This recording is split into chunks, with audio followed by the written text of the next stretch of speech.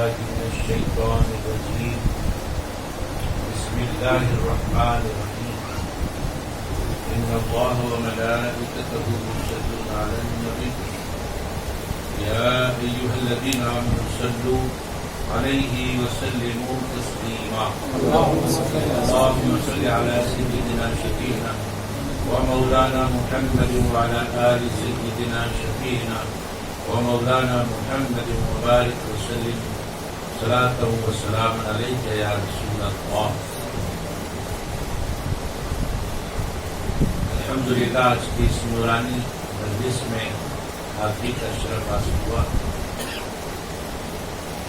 اپنے وقت کے اندر گفتگو سمیٹتے ہوئے انشاءاللہ تعالی جو کچھ آپ تک پہنچانا ہے وہ باتیں پہنچا کر رخصت ہو جاؤں گا. ہر دور میں کچھ نہ کچھ مرض ابھر کر آتا ہے روحانی طور پر، اور پھر اللہ رب العزت کی توفیق سے اس مرض کو دور کرنے کے لیے روحانی طبیب بھی نکل پڑتے ہیں تاکہ خلق خدا گمراہیوں سے بچ جائے. آج کل کا مرض جو کچھ چل رہا ہے اس کا علاج بھی ضروری ہے، اور یہ محفل اور اس قسم کے محافل اس مرض کے علاج کا بہترین طریقہ ہے. دیکھیے، اگر ہم مرض کو پہچانیں گے نہیں اور اس کا علاج کریں گے نہیں تو ہماری نسلیں تباہ ہو جائیں گی. یہ غنیمت ہے محافل جن میں اس مرض کا علاج کیا جاتا ہے جس مرض میں مبتلا کرنے کے لیے شیطانی طاقتیں شب و روز لگی ہوئی کہ کسی طرح یہ امت مسلمہ نام کے مسلمان رہ کر کامل طور پر یہودیت اختیار کر لے. تو پھر طبیبوں کا بھی کام ہے ایسے مرض سے لوگوں کو بچائے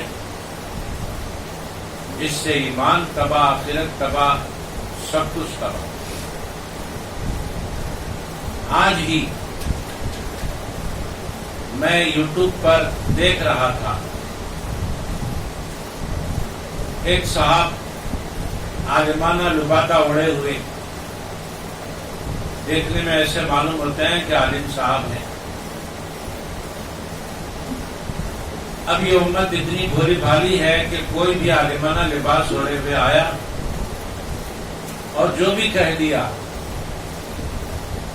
اس کو دل و جان سے قبول کر لیتے ہیں، کیونکہ بھروسہ کر لیتے ہیں یہ عالم آدمی ہے، یہ غلط تو بول نہیں سکتا، بھروسہ کر لیتے ہیں. بھولی بھالی عوام ہے،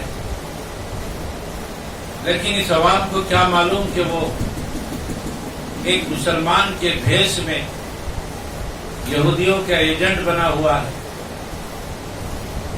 اور یہودیت پھیلا رہا ہے. ایک دور تھا، اس وقت بھی مسلمان ایسے ہی شکار ہو گئے تھے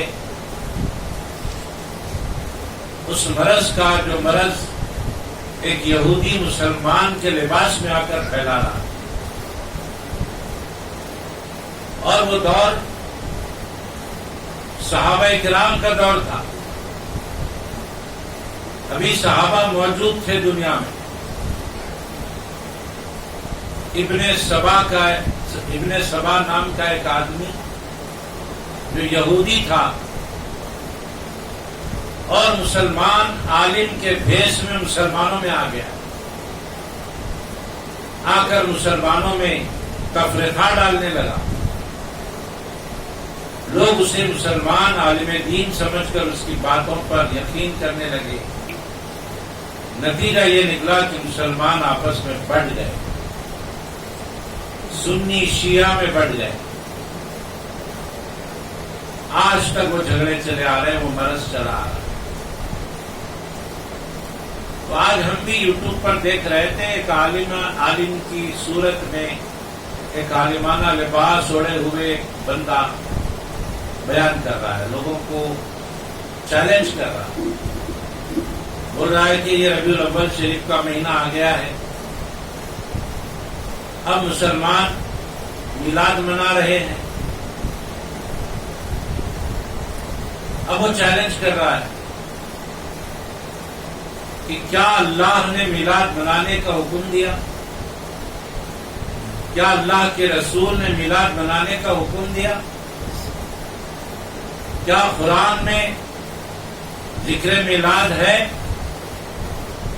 کیا حدیث میں ذکر میلاد ہے؟ کیا صحابہ کرام نے یہ میلاد کی محفلیں سجائی؟ اس کے بعد وہ کہتا ہے کہ جب آپ غور کریں گے تو آپ کو نہ قرآن میں ملے گا، نہ حدیث میں ملے گا، نہ صحابہ کی زندگی میں یہ ملے گا۔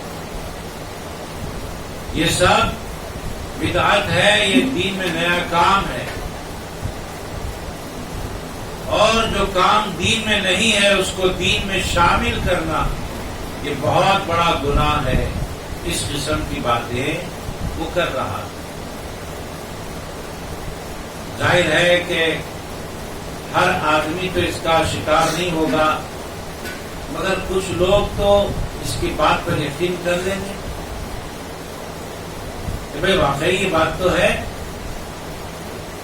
تو ایسی محفلیں جو حضرات ذمہ داری لے کر سجاتے ہیں، ان کا احسان ہے کہ ایسے مرض سے بچانے کے لیے یہ اقدام کرتے ہیں۔ اللہ تبارک و تعالیٰ یہ اقدام کرنے والوں کی صحت و عافیت کے ساتھ عمر دراز فرمائے، کیونکہ کورونا وائرس اگر پھیلتا ہے تو جان جاتی ہے، اور بدعقیدگی کا مرض پھیلتا ہے تو ایمان چلا جاتا ہے۔ اب کسی کی جان جا رہی ہو، ایسے میں کوئی آگے بڑھ کر اس کی اچھی دوائی کرتے ہوئے، اس کی اچھی تشخیص اور دیکھ بھال کرتے ہوئے، اس کے لیے اچھی دوائی تجویز کرتے ہوئے اس کو اس مرض سے بچا لیتا ہے، تو زندگی بھر وہ بندہ اس ڈاکٹر صاحب کا احسان مند رہتا ہے کہ میں تو مر رہا تھا، اگر لوگ مجھے لے جا کر گاندھی ہاسپٹل میں شریک کرتے تو میری لاش بھی نہیں ملتی، لیکن ڈاکٹر صاحب آپ نے مجھے گھر پر رکھ کر میرا علاج کیا اور مجھے خطرے سے باہر کر لیا، زندگی بھر آپ کا احسان نہیں بھولوں گا۔ تو وہاں جان بچائی ایک ڈاکٹر نے، تو وہ احسان کرنے والا ہو گیا اور وہ مریض احسان مند ہو گیا۔ تب یہاں جو کمیٹی کے ذمہ دار حضرات ہیں، روزانہ یہ محفل سجا رہے ہیں اور پکوان ہو رہا ہے، کھلا پلا کر جسمانی غذا کے ساتھ روحانی غذا کا انتظام کیے ہوئے ہیں، اور اس مہلک مرض سے بچا رہے ہیں جو ایمان تباہ کر دیتا ہے، تو اس ڈاکٹر سے بھی بڑے احسان کرنے والے یہ لوگ ہوتے ہیں۔ ان کی احسان مندی ماننی چاہیے۔ ایک جلسہ کرنا اور جلسہ کر کے اتنے مرد و خواتین کو جمع کرنا یہ معمولی بات نہیں ہے۔ جلسہ سننے آنے والے کبھی ایک جلسہ اپنے طور پر کروا کر دیکھیں تو آپ کو پتا چلے گا کہ کتنے پاپڑ بیلنے پڑتے ہیں۔ خیر، ان تفصیلات میں جانا نہیں ہے۔ جو فضا میں ہماری سوالات اٹھ رہے ہیں، اعتراضات اٹھ رہے ہیں، چیلنجز اٹھ رہے ہیں۔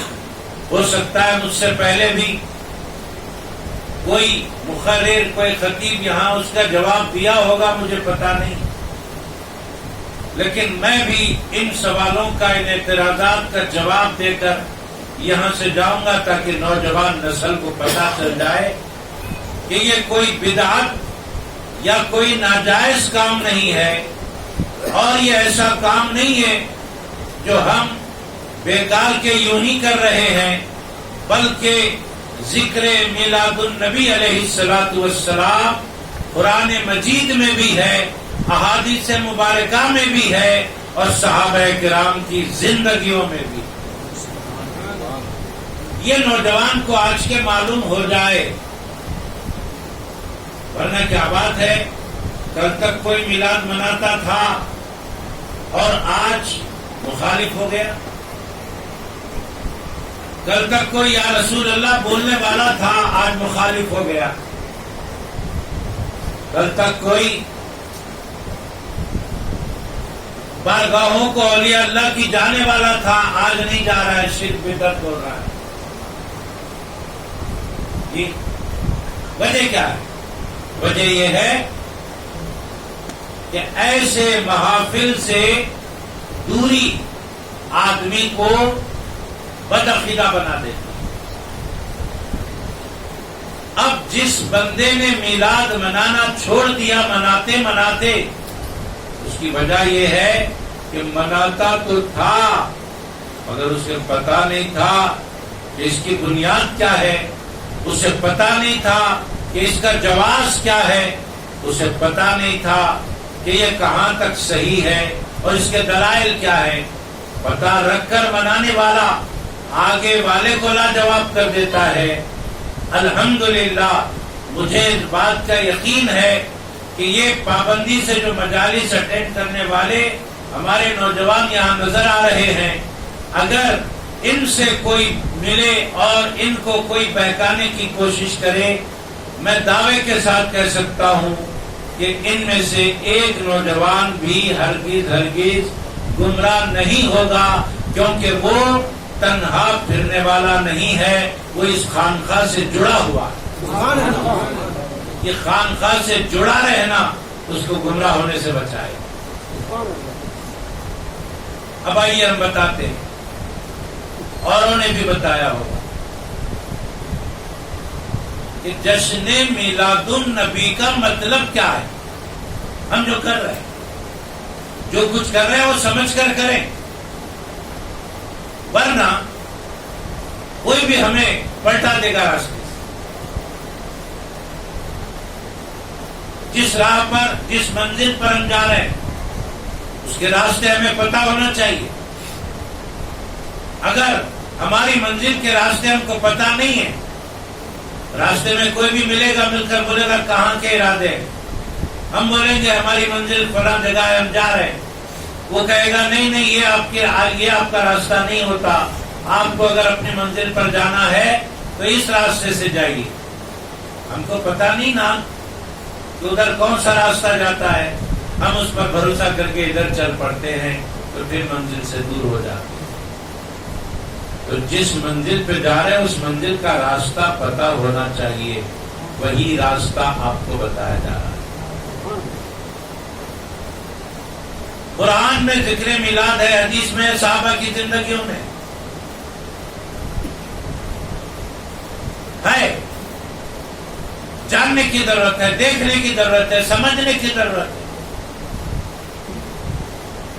دل میں اگر کھوٹ لے کر پورے 30 پارے پڑھ لے، کہیں پر بھی میلاد النبی کا ذکر سمجھ میں نہیں آئے گا۔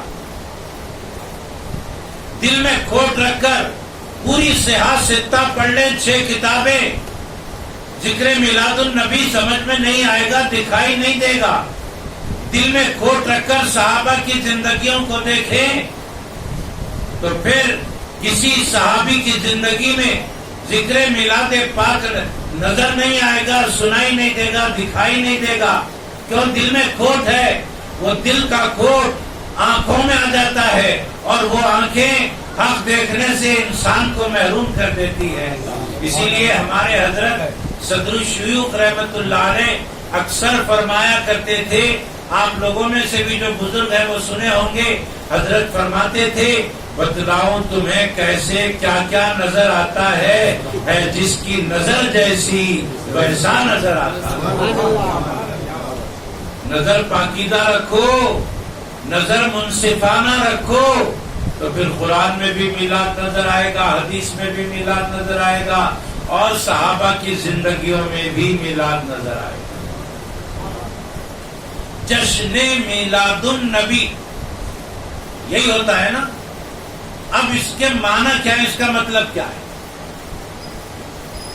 اس کا مطلب ہے رسول پاک صلی اللہ علیہ وآلہ وسلم کی پیدائش کے وقت کو یاد کر کے خوش ہونا، حضور کی پیدائش کو یاد کر کے خوشی کا اظہار کرنا، یہ جشن میلاد النبی کے معنی. سمجھ گیا؟ سرکار کی پیدائش کو یاد کر کے، اس وقت کو یاد کر کے خوشی کا اظہار کرنا، اس کا نام ہے جشن میلاد النبی. اب بتائیے، سرکار کی پیدائش کا ذکر میلاد النبی کے جشن کی اصل ہے. اصل سرکار کے پیدائش کا ذکر اصل. اب یہ محفل سجی، آپ لوگ آئے، شہ نشین پر بیٹھے ہوئے حضرات بھی آئے، پکوان بھی ہوا، روشنی کی گئی، مائک لگایا گیا، گل پوشی ہوئی، یہ سارے کام ہوئے، مگر سرکار کی پیدائش کا ذکر نہیں ہوا. اب بتائیے، محفل کا مقصد پورا ہوا کہ نہیں ہوا؟ ہرگز نہیں ہوا. یہ سب کچھ ہوا اور ذکر میلاد، ذکر پیدائش نہیں ہوا، تو پھر محفل کا مقصد پورا نہیں ہوا. تو اصل چیز کیا ہے؟ پیدائش نبی کا ذکر، یہ اصل چیز ہے.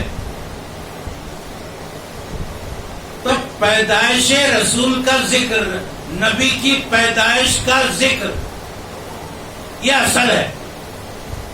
بتاؤ، وہ ذکر کرنا جائز ہے کہ ناجائز؟ کسی سے بھی پوچھئے، کسی سے بھی پوچھئے. سنی نہیں، یہ جو اعتراض کرنے والے ہیں ان سے پوچھئے، وہ بولیں گے ذکر پیدائش نبی جائز ہے. بھائی انہی سے پوچھئے. پکوان کر کے 4 آدمی کو کھانا کھلانا جائز کہ ناجائز؟ وہ بولے گا جائز.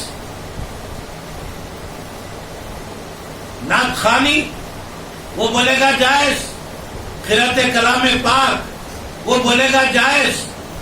درود شریف پڑھنا، وہ بولے گا جائز. یہ سارے جائز کام ہیں. واعظ و نصیحت جائز. اب جشن میلاد النبی میں یہی تو ہوتا ہے، سارے جائز کام ہوتے ہیں.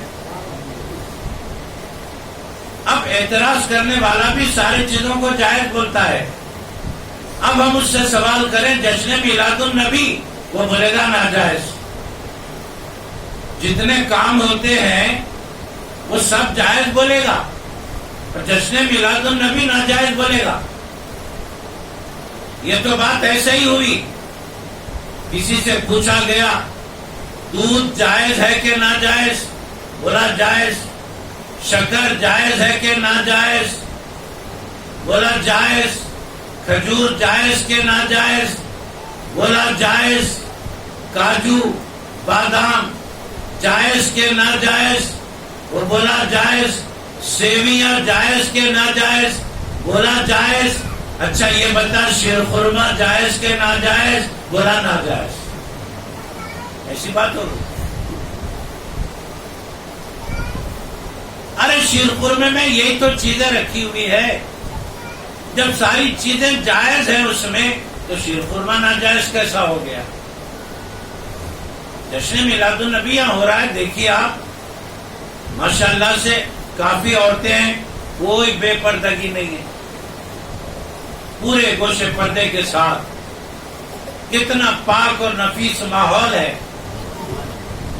یہاں ہر جائز کام ہو رہا ہے, مگر جشن میلاد النبی ناجائز کیسا ہو گیا؟ تو بولے نہ اللہ کا حکم ہے, نہ رسول کا حکم ہے, نہ صحابہ نے کیا.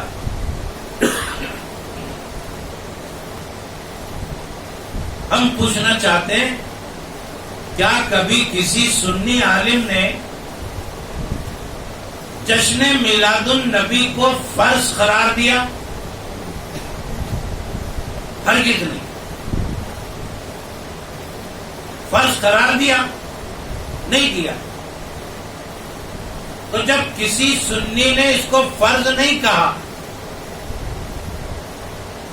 تو پھر اب سنی کو دلیل دینے کی کیا ضرورت ہے کہ اللہ کا فرمان کہاں لکھا ہے؟ اللہ تو بولا نہیں کرو بول کے, اللہ بولا تو بتاؤ.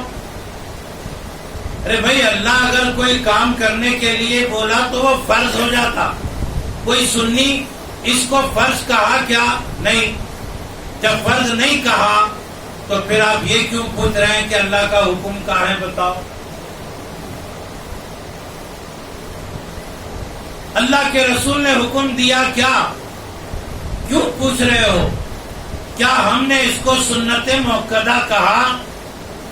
نہیں کہا. تو پھر ہم سے کیوں پوچھا جا رہا ہے کہ اللہ کے رسول کا حکم بتاؤ؟ ارے اللہ اگر حکم دے تو وہ فرض ہو جاتا ہے, اللہ کے رسول اگر حکم دے تو وہ سنت ہو جاتا ہے, اور وہ دین کا حصہ ہو جاتا ہے. ہم نے کہا کب کہ یہ فرض ہے؟ ہم نے کہا کب یہ سنت ہے؟ ارے ہم تو ڈنکے کی چوٹ پر بولتے ہیں یہ فرض بھی نہیں ہے, یہ سنت بھی نہیں ہے, یہ تو محبت ہے. محبت ہے. اور ہرگز یہ نہ سمجھیے کہ محبت کا درجہ فرض اور سنت کے بعد چھوٹا سا درجہ ہوتا ہے. نہیں نہیں, محبت کا درجہ فرض سے بھی اوپر ہوا کرتا ہے.